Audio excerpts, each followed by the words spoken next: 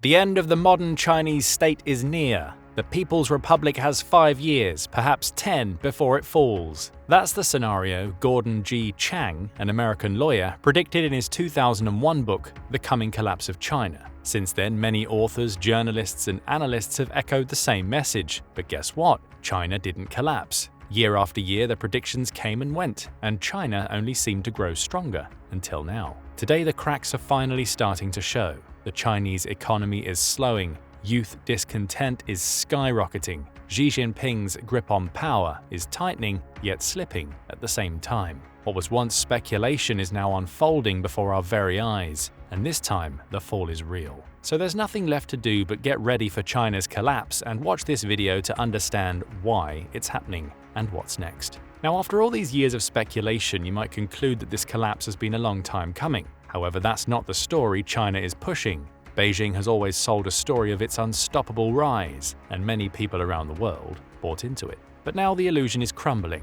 It might look like their entire system, economic, societal, military, and political, is falling apart all at once. That's why it might seem like China is imploding overnight, but the truth is that the cracks have been there for years. They were just harder to see. But how is this possible? Well, one culprit is the COVID-19 pandemic. For a few years, everything out of China was viewed through the lens of COVID-19.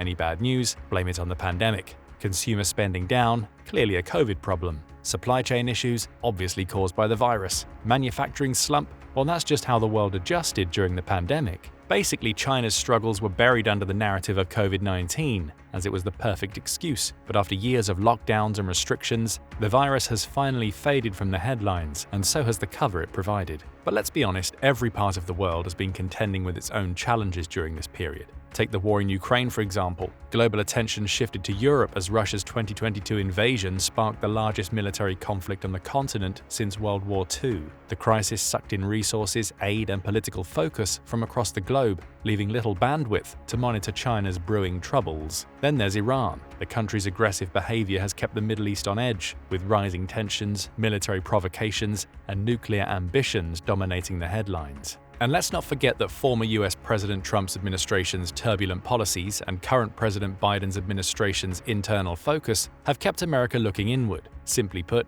domestic issues and political polarization distracted from what was happening in China. Meanwhile, Japan has been busy remilitarizing, shifting the country's defense strategies in response to regional threats. Attention was largely on national security, not on China's slow-burning collapse. In short, everyone had their own fires to put out, so it's no wonder China's struggles went unnoticed. The noise from everywhere else was just too loud. Of course, it didn't help that China was also actively hiding the truth. Under President Xi Jinping, data collection in China was gutted. Economic reports, political biographies, gone. All the data that could have shown China's real problems was erased as part of Xi's purges. For years, the numbers were manipulated or not even released in the first place. This information vacuum made it nearly impossible to see just how far China had already fallen. Now the truth is finally cutting through all the noise, and by the time we noticed, China was already past the point of no return. But what exactly did we notice? Brace yourself for the many telltale signs indicating that China's collapse is imminent. First, let's tackle China's economy.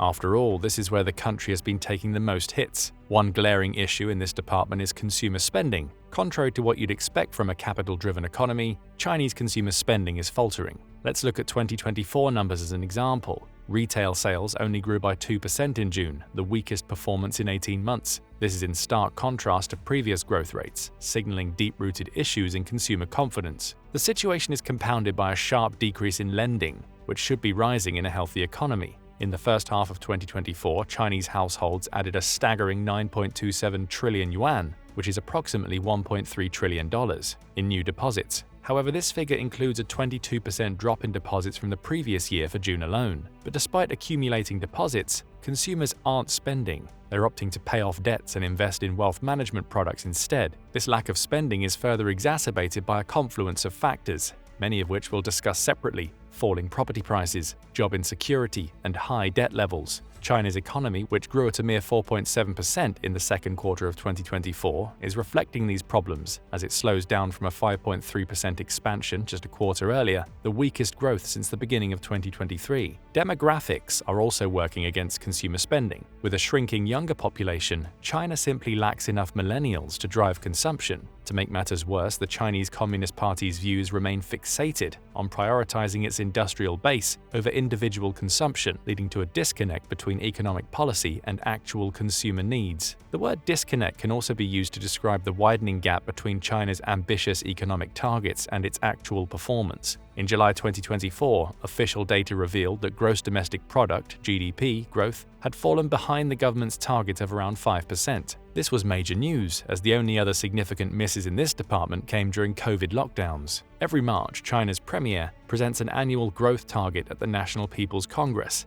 a key indicator of official performance. And every March, scrutiny intensifies as citizens and analysts alike gauge the government's ability to meet these ambitious projections. In response to China's GDP projections faltering, many economists have already begun trimming their forecasts in recent years. For instance, the prediction for 2024 dropped to 4.5%, while the prediction for 2025 was a little more optimistic, 4.6%. Now don't get us wrong, during the same period, the US's GDP was expected to grow by 0.9% and 1.9% respectively. So it's not that China's economic growth rates are plummeting compared to the rest of the world. Rather, the new numbers coming from the country clearly indicate that one unstoppable growth engine is losing steam. And that's not what the financial institutions expected. Even the International Monetary Fund, IMF, expected a robust post-COVID recovery from China. However, a range of persistent issues, including deflation, a lack of demand for exports, and a declining stock market, have dampened these hopes. What's more, the current situation is so bleak that skeptics are increasingly questioning the accuracy of Beijing's reported GDP figures. Have they been truthful over the past few years? Or have these figures always been artificially inflated to mask deeper economic troubles? We aren't entirely sure. Just like analysts aren't sure that China's economic model, the very same that reportedly propelled the remarkable rise to an $18.3 trillion GDP, can sustain itself amidst these mounting challenges. One of these mounting challenges is undoubtedly a sustained real estate crisis. China's real estate sector, which once contributed nearly a third of the nation's GDP, is now facing unprecedented turmoil. Major property developers like Evergrande and Country Garden are collapsing, shaking not just domestic stability, but also posing risks to global markets. The former defaulted on over $300 billion in liabilities, while the latter faced a staggering debt of $194 billion. Underscoring the severity of the situation. The fall of these giants also raised alarms about the solvency of other major players like Vanke, whose credit rating had already been downgraded to next to nothing. This is a far cry from the days when real estate was a symbol of prosperity and a pathway to social status in China. Several factors catalyzed this downturn. First, a 2024 survey revealed that potential home buyers are increasingly pessimistic about job security and future earnings, leading to a sharp decline in home purchasing intent. Second, many developers are defaulting on project deliveries, eroding customer confidence. Lastly, China's aging population naturally contracts demand for new housing, creating a perfect storm for a sector that once seemed invincible. Despite government attempts to stabilize the market, like lowering down payment thresholds, reducing mortgage interest rates, and erasing first-time buyer criteria, these interventions have fallen short. Even injecting $142.4 billion in credit support wasn't enough against the scale of the crisis, leaving the long-term outlook bleak. As property values and sales plummet in China, the ramifications extend beyond the real estate sector, potentially dampening international trade. And it's not like China is thriving on its own in this department. With the world's most exposed supply lines, the ongoing issues in China, stemming from demographics to political classification, are likely to lead to more disruptions in its ability to access global trade and merchandise exports. This was compounded by the fact that the Biden administration adopted a more protectionist stance than any US administration in the last century, far exceeding even the policies of Donald Trump.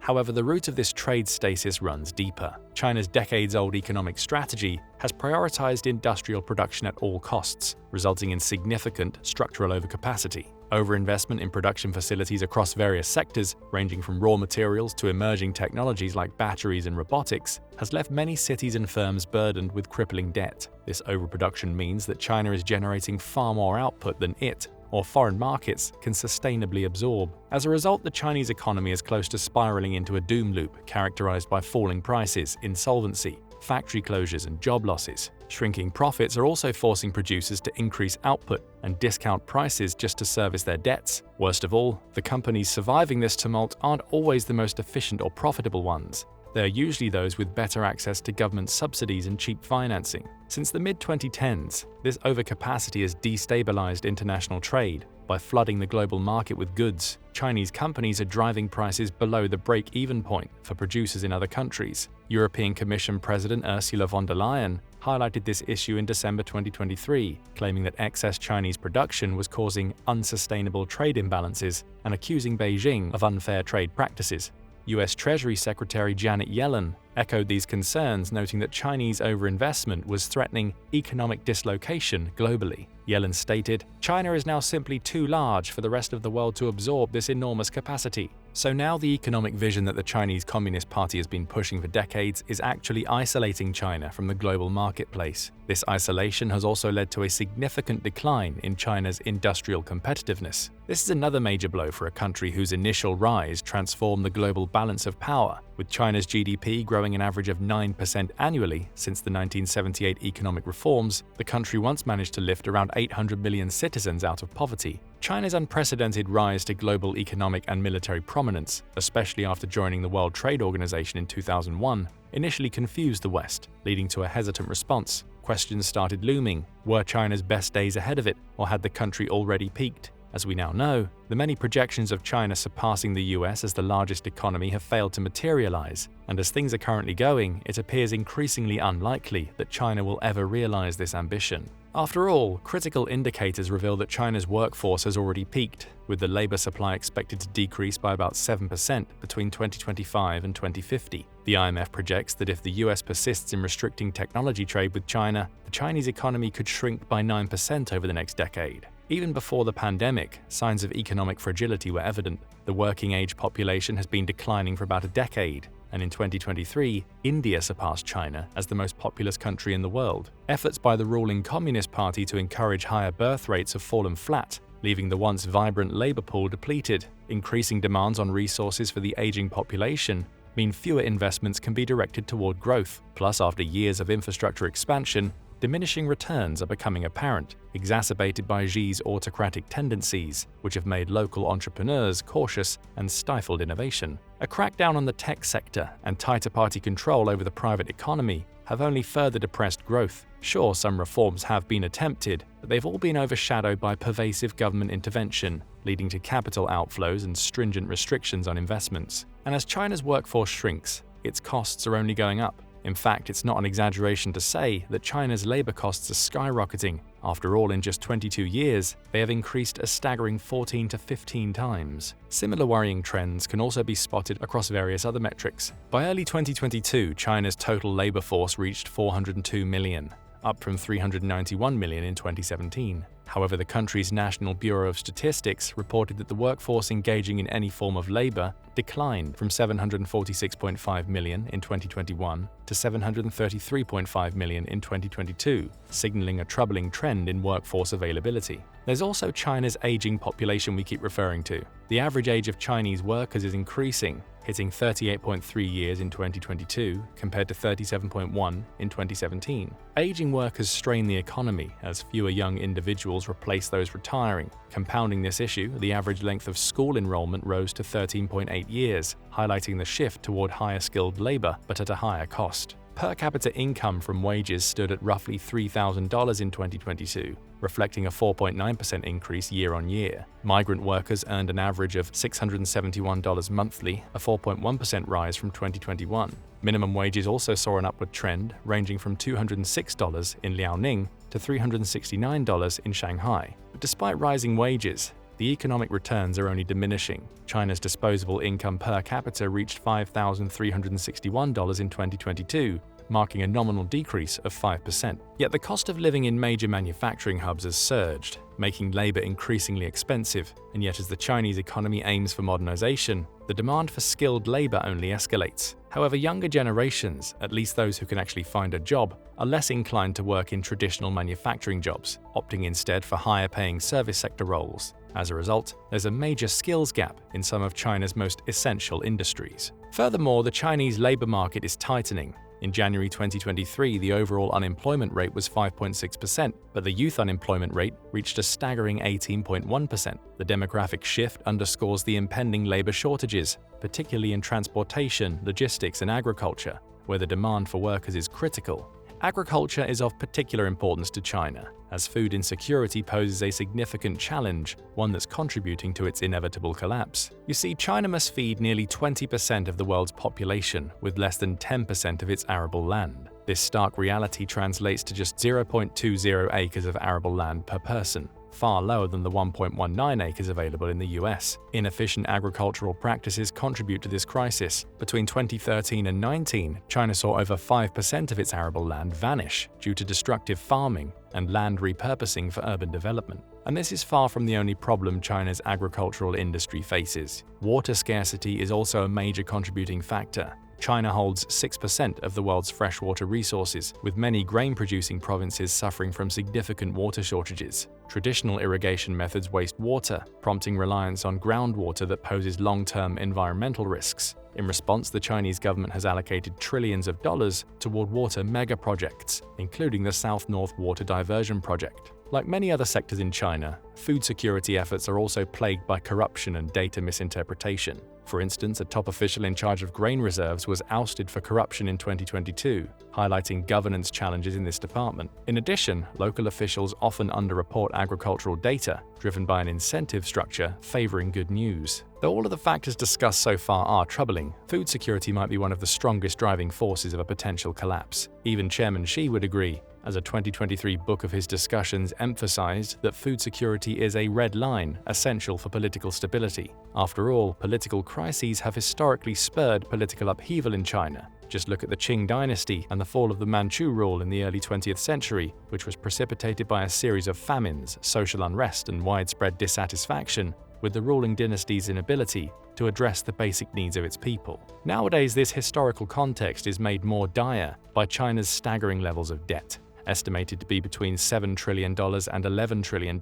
in off-balance sheet liabilities held by local governments. This unsustainable borrowing has created an environment where local officials prioritize rapid GDP growth over long-term stability, leading to the misallocation of resources. With local tax revenues dwindling amid a slowing economy, the pressure to ensure food security becomes even more pronounced. The Chinese government isn't exactly known for handling pressure very well. Just take one of the most significant social factors contributing to the country's collapse as an example: youth unemployment. So how did China deal with the shocking fact that the youth unemployment rate hit a staggering 21.3% in June 2023? Did it implement job creation programs, increase investments in sectors, revise education policies? Nope, it just stopped publishing the unemployment data altogether, because after all, if you can't see the problem, it's as good as solved, at least in the eyes of the party. Who cares that the situation in the country is so dire that the young people are opting to let it rot, folding their arms and embracing the chaos like it's a lifestyle choice? Of course, it's not hard to see why China's youth are losing faith in the system. After all, Beijing's heavy-handed crackdowns on private firms have obliterated countless graduate-level jobs. Combine that with a sluggish post-COVID recovery, and you have a job market that's more of a minefield than a career path. Even Chinese universities are inflating employment numbers to meet government quotas as the official picture grows more distorted. Liu Yi, a senior lecturer at King's College London, described this mismatch between degrees and available jobs as a key factor in the current crisis. Yi explains that graduates often find themselves overqualified for positions that no longer exist, while recruiters reject them due to high education and a lack of work experience. Facing these grim prospects, many young people are embracing the passive resistance movements, choosing to live with their parents and earn small allowances as full-time children rather than participate in a broken system. The government's solution? In a tone-deaf response, President Xi has suggested that young people reset their expectations and consider manual labor in the countryside, telling them to eat bitterness as if hardship were a virtue. But as cynicism grows, it's becoming increasingly clear that China's leadership is running out of ways to pacify its disillusioned youth. Alongside the growing disillusionment among the younger generation,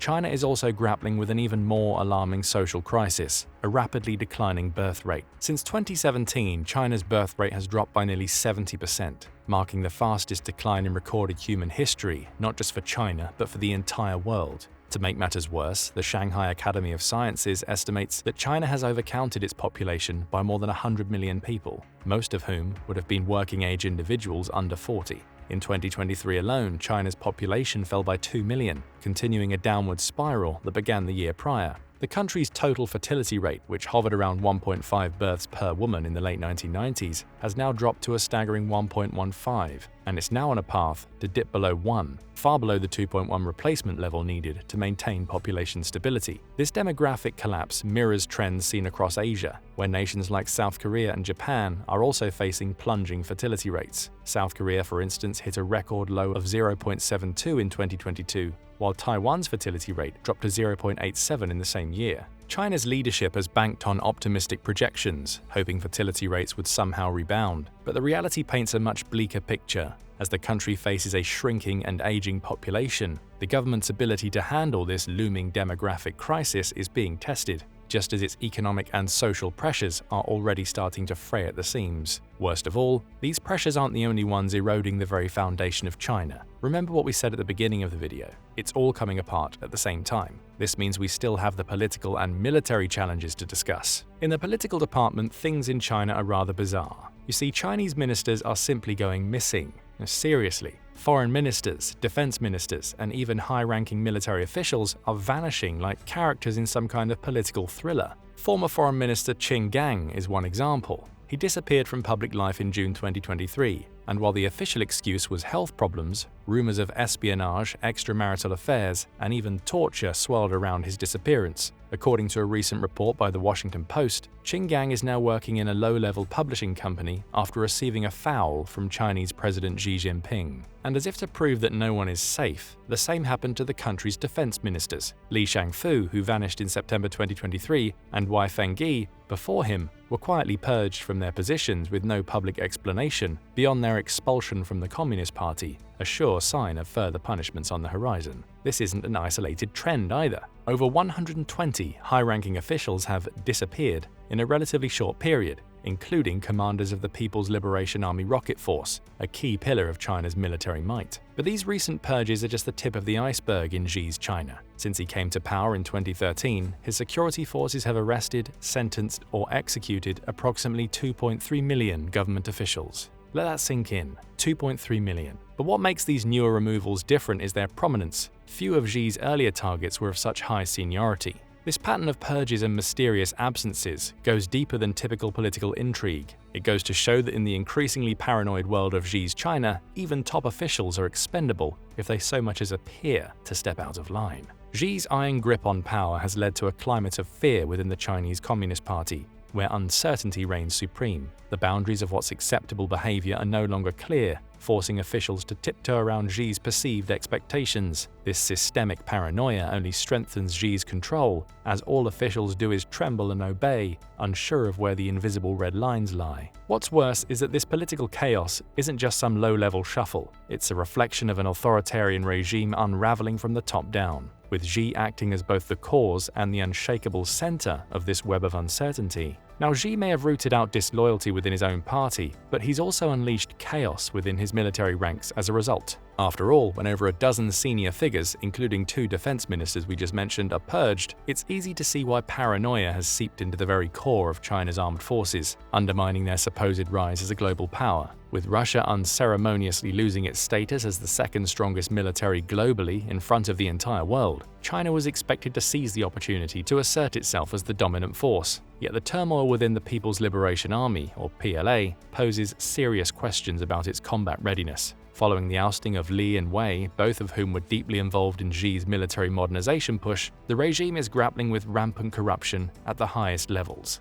These scandals are a significant blow to Xi's military ambitions, raising doubts about the quality and reliability of PLA equipment. With Xi aiming to modernize the PLA by 2035, the current climate of mistrust and uncertainty undermines any hopes of achieving that goal. Even as Xi insists on the importance of loyalty, political infighting and corruption threaten to render his military ambitions impotent. As he said himself, the gun barrel must always be held in the hands of those who are loyal and reliable to the party. Yet in this chaotic environment, such loyalty seems increasingly hard to come by. So despite years of reforms and billions of dollars poured into the military, China remains plagued by fake combat capabilities. As He Weidong, the vice chairman of the Central Military Commission, put it, instead of building world-class forces that can rival the US, China is left with a hollow shell of a military, overhyped, underprepared, and burdened by corruption, rendering it nothing more than a paper tiger that poses more of a risk to its own leadership than to any foreign adversary. So there you have it. This is how China ends.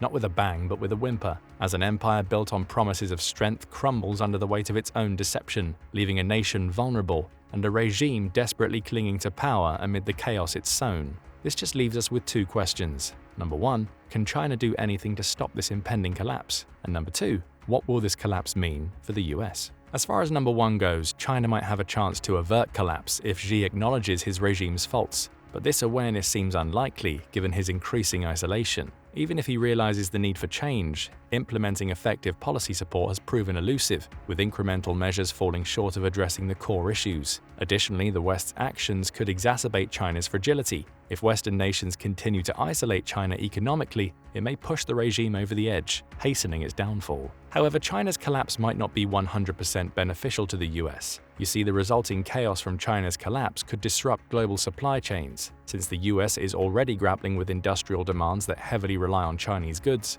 Chinese shipments suddenly stopping could only lead to severe shortages and hinder industrial growth. In other words, the West's attempts to isolate China economically may exacerbate inefficiencies, forcing the US to confront its vulnerabilities. The solution? The US must address these challenges immediately, as delays in reshoring and building self-sufficiency could leave the US exposed to the fallout from China's collapse. And that answers question 2. But now we have some questions for you. After learning about all the factors contributing to China's downfall, do you see this collapse as unavoidable? Or do you think China is too big to suffer a Soviet Union-like collapse? Share your thoughts in the comments section below. Now go and check out Mutiny in China, a country on the edge of collapse, or click this other video instead.